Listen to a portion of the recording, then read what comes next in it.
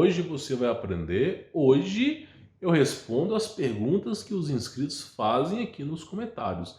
E se você quer que eu responda as suas perguntas, comente aqui embaixo no campo dos comentários para eu responder no próximo vídeo. Deixe o seu like, inscreva no canal, a semeadura do canal. Se quiser remover as amarras do sistema, conhecer o meu trabalho, está com 50% de desconto. E eu ensino para você até onde vai a toca do coelho, tem um link na descrição. Hoje vai ser um bônus, eu vou responder 2 ou 3 perguntas, tá? E a primeira pergunta é rápida e prática aqui. Teve um cara aqui que me falou o seguinte, ó. Eu vou lembrar o nome dele aqui, mas ele falou o seguinte: você conhece o Spook House? Cara, eu não faço nem ideia do que é isso. Eu achei que era um seriado da Netflix, para ser bem honesto. Depois eu fui ver um podcast do Dois Dedos de Teologia, que aí eu fui ver que era um cara que tinha um canal no YouTube, que é budista, não sei. Então assim, volta e meia as pessoas me perguntam: você conhece tal pessoa? Cara, eu não conheço. E aquilo que eu não conheço, eu não posso opinar, eu não posso ser injusto. Então eu não sei, nem sei do que se fala.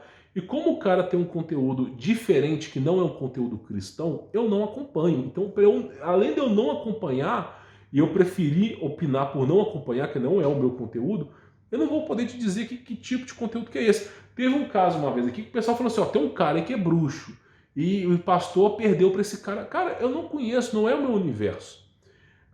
As pessoas não sabem, mas eu não fico assistindo vídeo no YouTube. Geralmente quando eu vou assistir algum vídeo no YouTube, quando eu vou assistir, eu pego esses canais de podcast, pego aqueles vídeos de 15 minutos, aí eu pego lá, testemunho de tal pessoa sobre Jesus. Há um vídeo do Caio Fábio aqui, um outro do Luciano Subirá, testemunho de tal pessoa. Eu pego um vídeo curto, só para ver o que a galera tá falando sobre Cristo Jesus.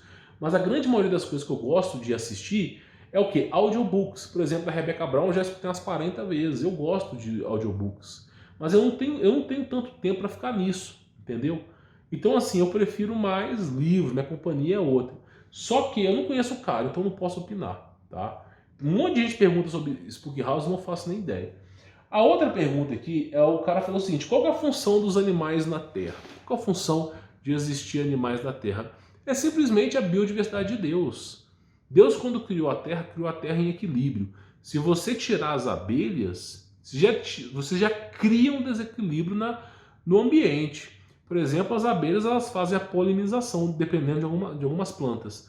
Então, se você tira elas, as plantas não conseguem criar. Vai alterando a estrutura. Por exemplo, se você tira os jacarés, por exemplo, os predadores, aqueles animais começam a se multiplicar muito. Então tudo aquilo ali é um equilíbrio que Deus criou. Então os animais ajudam a natureza a se manter. E não só isso, como os animais têm funções. Por exemplo, o boi, por exemplo, o burro, por exemplo, leva carga. O boi faz o arado no campo, o burro leva carga, o cavalo é montaria. Então os animais, o cachorro, que no passado são descendências de lobos, tá? Mas existe o cachorro antigo, foram usados para caçar, para caça no passado. Desde o passado eles são usados para caça. Então assim, o peixe como alimento, a vaca como proveção de leite. Então assim, a galinha como o ovo a gente consegue fazer bolo, consegue fazer um monte de coisa. O próprio alimento também. Então assim, os animais eles completam a biodiversidade de Deus. Então a função dos animais na Terra, na minha opinião, é contemplar e manter em equilíbrio a harmonia de Deus que criou-se a natureza. Eu não acredito que os animais tenham um objetivo espiritual. Pode ser que tenha, mas eu acredito que a maioria dos animais é isso, é o equilíbrio de Deus ali, na biodiversidade da humanidade, tá? Porque você depende de ovo para fazer bolo, para comer. Então todos os animais estão ligados de forma indireta na sua vida. Você pode reparar que os animais estão. Se você parar para refletir, você bebe leite de um animal, come ovo de um animal, come carne de um animal. As verduras que você come muitas vezes, a minhoca ali é que faz o adubo orgânico, ou o cocô da galinha é o adubo orgânico. Então é uma biodiversidade para fazer com que você tenha alimento para suprir. Tá bom? Aí nós temos uma pergunta que é até mais interessante aqui, tá? Que o cara fala o seguinte, ó. Eu acho que eu não vou ler o nome desse cara aqui não, eu acho melhor não ler por precaução, tá? O cara fala o seguinte: como buscar a salvação? Exemplo, minha família toda é católica e eles seguem fielmente o princípio da Igreja Católica. E eu sou contra tudo que a Igreja Católica ensinou, mas minha família ainda segue a Igreja Católica. Como eu devo buscar a salvação? Eu ainda tenho esperança? Claro que tem esperança. E quem foi que diz que quem segue a Igreja Católica não tem salvação? Muito pelo contrário, assim, as pessoas rotulam. Por exemplo, aquele cara que segue o viés católico é católico, o cara que segue o viés protestante é evangélico. Então, as pessoas vão rotulando, mas o princípio, o logos operandi ele é Jesus Cristo. Eu, particularmente falando para você, eu não tenho crença, mas não quer dizer que eu vou ser salvo. Não é isso. Não é porque eu não defendo o viés que eu vou ser salvo. Muito pelo contrário. O que salva é Jesus Cristo. Tá entendendo? O que salva não é o padre, não é o pastor, não é a Bíblia, porque se você não souber entender o que está lá dentro, é só um conjunto de palavras. Não é as missas, não é nada. O que salva é Jesus Cristo. Você tem que aceitar Jesus Cristo na sua vida. Muitas vezes as pessoas se reúnem em paróquia, não sei o que, para salvar. Eu, particularmente falando, eu tenho um pé atrás com santos. Para mim, homem que caga, peida e mija não é santo. É pessoa comum. Mas também as igrejas evangélicas têm os seus probleminhas aí, que falar em línguas na igreja evangélica é bajulação. Porque simplesmente a língua de Deus convém você falar no seu próprio idioma. Essa língua estranha que eles inventaram é a língua demoníaca. Então assim, cada um tem os seus prós e contras. Não tem algo que é perfeito. Tá? Então assim, você não pode dizer que a sua família vai ser condenada porque eles são católicos, porque se a sua família aceitar Jesus Cristo, eles têm chance de salvação. Ah, mas minha família, por exemplo, faz adoração de imagens. Cara, quantos pecados que você não tem na sua vida? Se Jesus Cristo for pegar, folhear os seus pecados, você não entra no céu. Sabe, não tem nenhum celibato, tem ninguém aqui que consiga se justificar perante a lei, isso já é bíblico. Então ninguém consegue. A única maneira de você ir para o céu é se Jesus quis pegar os seus pecados que estão desse tamanho e rasgar com a mão. É uma simbologia. Rasgar os seus pecados. É a única maneira de você entrar no céu.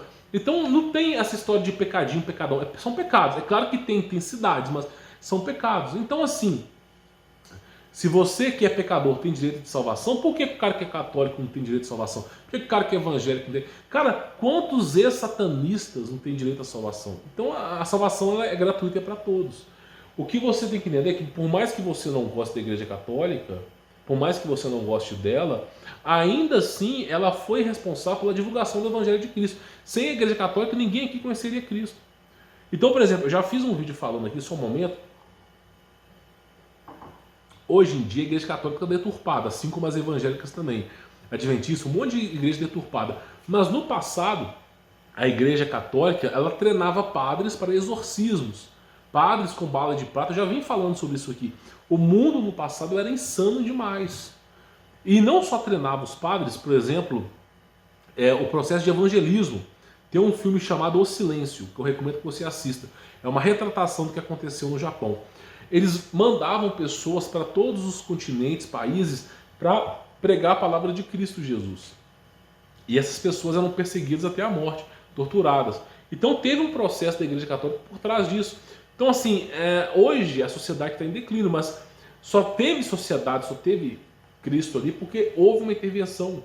Não estou dizendo que não teria se tivesse outra coisa. Só que assim, a Igreja Católica, se você sendo católico, você tem direito à salvação. Olha só, existem padres católicos que não adoram imagem, não adoram Ave Maria, não adoram nada dessas porcarias. Adoram simplesmente a Jesus Cristo. Tem pessoas, tem padres que entendem sobre isso. A adoração tem que ser feita. Não quer dizer que vai para o inferno. Agora, o que você tem que entender é o seguinte: se você não gosta da Igreja Católica, então mude o seu viés para estudar sobre a Bíblia em casa. Tá entendendo? Mas assim, muitas pessoas têm essas queixas. Minha família é católica, será que vai para o céu? Cara, católico, evangélico, adventista, se você acredita em Jesus Cristo, quem sou eu para negar você aos céus? Os céus ele é permitido a todos, desde que você aceite Jesus e se redima dos teus pecados. Então assim, é a dica que eu falo para você. E você tem direito de salvação? Se você é católico ou não? Claro que tem. O que é preciso para ser salvo? Olha que coisa simples. Você aceita Jesus Cristo como seu Salvador? Como o seu único e verdadeiro Deus? Não há outro no seu lugar? Que ele de fato morreu, ressuscitou na cruz? Que ele é o verdadeiro Messias, que ele é o próprio Deus? Eu aceito Jesus Cristo. Você aceita? A partir do momento que você aceitou, você se arrepende dos seus pecados, entende que você é uma pessoa pecadora e necessita de Cristo para poder viver a vida, ser alguma coisa na vida? Pronto. Se você aceitou, meu amigo, confie em Cristo que você será salvo. Aí agora é um processo de melhoria, onde você tenta melhorar cada vez mais todos os dias de forma constante. Mas o logos operante que faz com que você seja salvo está na Bíblia, sobre a crucificação de Cristo, Dimas e Gestas, né? Aquele que se arrependeu no último minuto. Depois, hoje mesmo estará comigo no paraíso. Dá uma lida sobre isso para você entender a citação de Cristo em seu coração. É isso que faz com que você seja salvo, tá bom? Vou ficando por aqui, sou Humberto Volts. Deixe seu like, inscreva no canal, ative as notificações, semeador do canal. Se quiser remover as amarras do sistema, tem um link na descrição. E comente aqui embaixo as tuas perguntas para que eu possa te ajudar, te orientar na medida do possível. Fique na paz.